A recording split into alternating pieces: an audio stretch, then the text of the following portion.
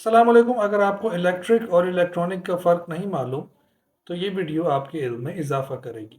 Electric ایسی چیزوں کے لیے استعمال ہوتا ہے جو براہ راست بجلی کو حرکت یا حرارت میں تبدیل کرتی ہیں۔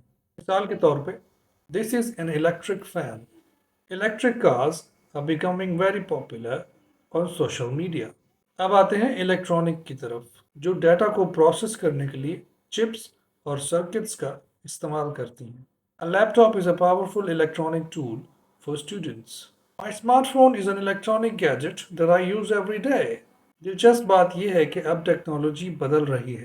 پہلے ایک سادہ کیتلی صرف الیکٹرک تھی، مگر اب اسمارٹ کیٹلز الیکٹرانک بن چکی ہیں، کیونکہ آپ انہیں اپنے فون سے بھی کنٹرول کر سکتے ہیں۔ یاد رکھنے کا آسان طریقہ یہ ہے، الیکٹرک بجلی والی اور الیکٹرانک دماغ والی۔ امید ہے آئندہ آپ الیکٹرک کو الیکٹرانک اور الیکٹرانک کو الیکٹرک نہیں کہیں گے۔ مزید معلوماتی ویڈیوز کے لیے جمیل سیلز سے جڑے رہیے۔